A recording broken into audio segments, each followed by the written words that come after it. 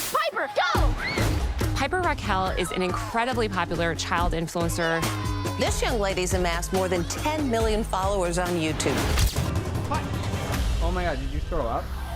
You keep eating! What do you think? No, out!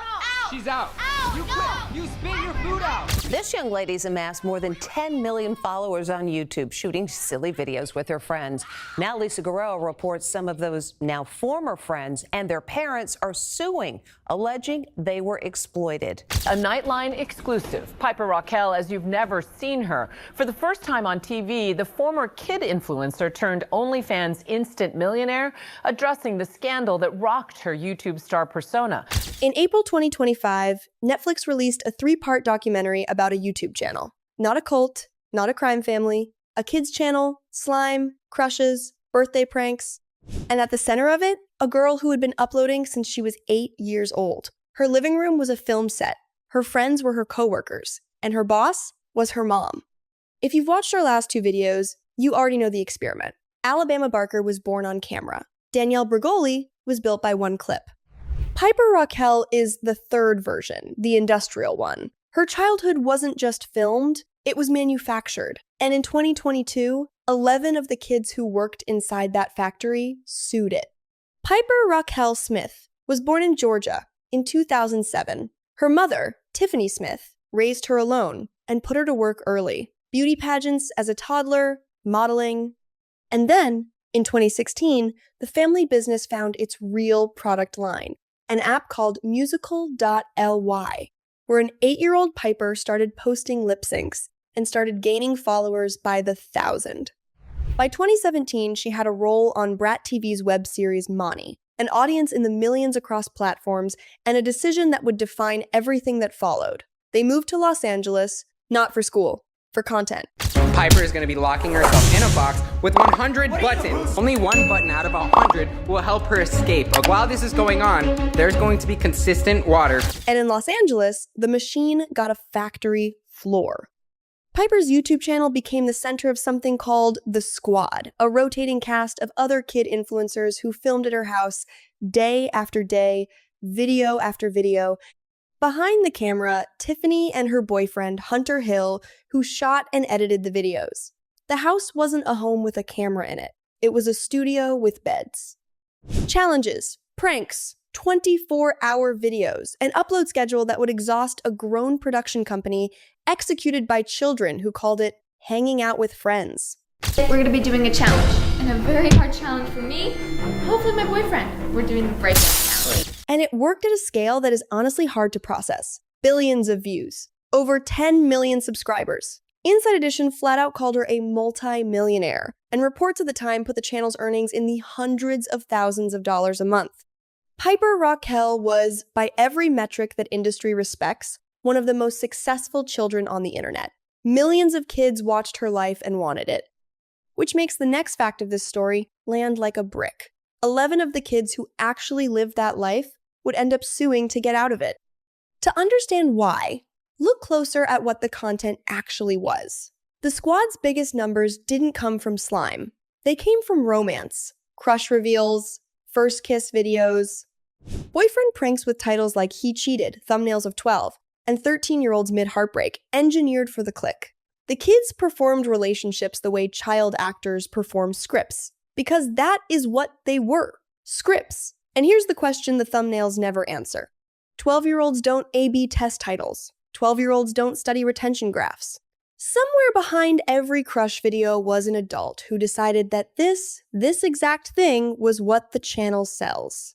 And the market agreed. Brand deals, merch, a music career on the side.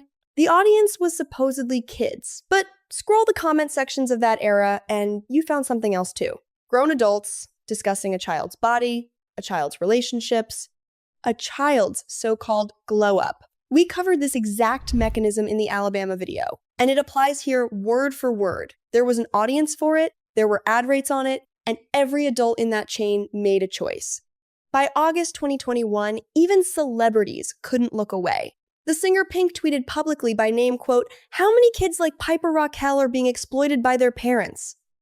She was reacting to photos of the then 13-year-old that she felt no parent should be posting, and the response was the most revealing beat of this entire era. It wasn't Tiffany who answered.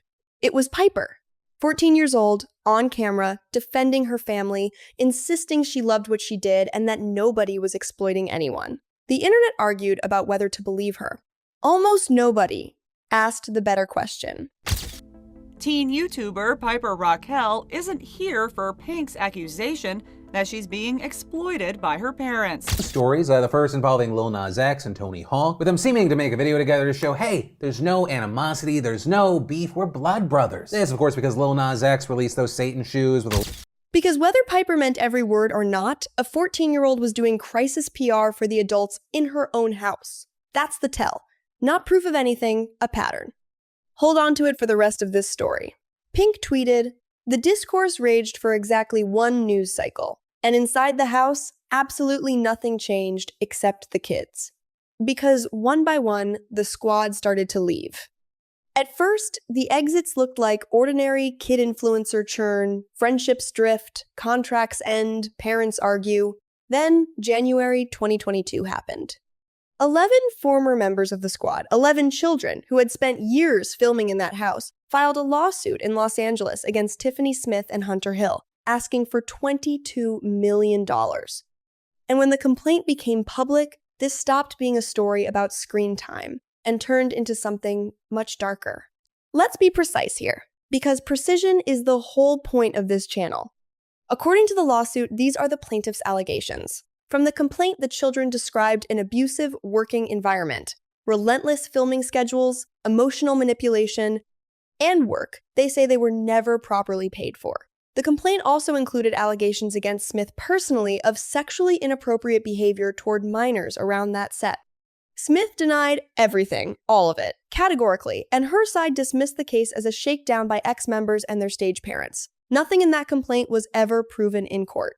Keep both of those facts in your hands at the same time. We're not dropping either one. Good morning, guys! She's a multi-millionaire YouTube star, and she's only 15. It's gonna be a super awesome video! You may not know her name, but your teenage kids do. Her name is Piper Rockelle. I brought my whole entire squad. On YouTube, her videos have had more than 1.8 billion views, making her and her mom multi-millionaires. But there are shocking allegations detailed in a new lawsuit brought by the parents of some of her former co-stars. But one company did quietly render a verdict of sorts: YouTube. In 2022, following the allegations, the platform pulled monetization from Piper's channel, the corporate equivalent of a landlord changing the locks. The videos could stay. The ad money stopped. Think about what that actually means. The platform that had recommended a child's content billions of times looked at the situation and decided it was radioactive enough to walk away from its own cut. The uploads, of course, continued anyway. The case never got its day in court. In October 2024, nearly 3 years in, it ended the way these stories usually end. A settlement reported at $1.85 million, with no admission of wrongdoing. No trial, no verdict, no cross-examination. 11 plaintiffs, $22 million demanded, less than a tenth of that reportedly paid, and every question left exactly where it started. The internet shrugged and moved on. Netflix didn't. There's a reason all of this was even possible, and it's not a loophole, it's a void. For nearly this entire story, no child labor law in America covered kids on YouTube. The rules that protect child actors, capped hours, mandatory schooling, protected earnings, simply did not apply to a living room. States only began passing kid influencer protections in 2024. Every hour of squad content you just heard about was, at the time it was filmed, perfectly legal. April 9th, 2025, Netflix drops Bad Influence, The Dark Side of Kidfluencing, 3 episodes built around this exact story. Former squad members, now teenagers, on camera, with their names and their faces, their mothers. Footage from inside the machine. The trailer alone pulled millions of views, and for 1 week, the entire internet performed the shock it had somehow been postponing for 4 years. Because the allegations were not new. The complaint had been public since 2022. What was new was hearing them said out loud by the kids, in their own voices. It finds people who want to be famous. She takes advantage of them. Things can get very muddy when kids are making an obscene amount of money. And the people who do know everything, it was even a lot to like kind of sit down my friends and be like, yo, let me tell you what happened. Yeah. Kind of, you know, and I think I'm scared. And let's be honest about what the documentary is and what it is not. It is testimony, not a trial. It put faces and voices to a complaint that was settled without any admission of wrongdoing, and Smith's denial still stands. Watch it. Listen to the former squad members tell their own stories they've kept telling them since, on their own channels, in their own words. And then notice the one voice that isn't in it. The person at the absolute center of all of it declined to be. Piper wasn't interviewed for the documentary, but she did respond, and her response is the part of this story nobody had a script for. She defended her mother, clearly, repeatedly, on the record. She says her childhood was happy, that the film set was her choice too, that the picture the world is painting of her family is wrong. And before you type your reply to that, sit inside her position for 1 second. Everyone she loves is on one side of this story, everyone she grew up with is on the other. What would you say? Piper Rockelle has responded to the allegations made against her mom in the documentary Bad Influence, The Dark Side of Kidfluencing, and I actually got the exclusive interview. I went to her house to August 21st, 2025, Piper Rockelle turns 18. And if you watched our Bad Baby video, you already felt the deja vu coming because the internet has a very specific way of counting down to a famous girl's 18th birthday, and it is exactly as gross as it sounds. The birthday content dropped. The discourse about who staged it, who shot it, and who profits from it dropped within hours. The machine, apparently, does not stop for legal adulthood. It just changes product category. The new era looked different on the surface. Streams instead of squad videos, a celebrity boxing match against TikToker Harper Zilmer, podcast sit-downs where she talks about the old days, the crush videos, the fake relationships, the formula with the strange calm of someone describing a childhood job. Because that is precisely what it was.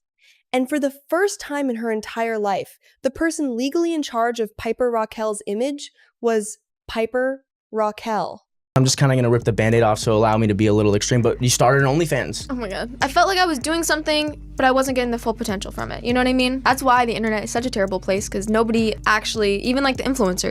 And then came the move that made the parallel to our last episode unavoidable. Piper Rockelle joined OnlyFans. National news covered it, ABC ran a full segment. The former child star, now 18, monetizing the audience that watched her grow up. The reactions split instantly into the same two camps you've heard twice before on this channel. One side, her body, her business, her first fully autonomous paycheck. The exploitation was the childhood, not this. The other side, the pipeline completing itself a girl trained since age 8. That attention is income, cashing out the only way the training allows. A Nightline exclusive. Piper Rockelle, as you've never seen her. For the first time on TV, the former kid influencer turned OnlyFans instant millionaire, addressing the scandal that rocked her YouTube star persona. Sound familiar? It should. Bad Baby. Record-breaking OnlyFans debut at 18.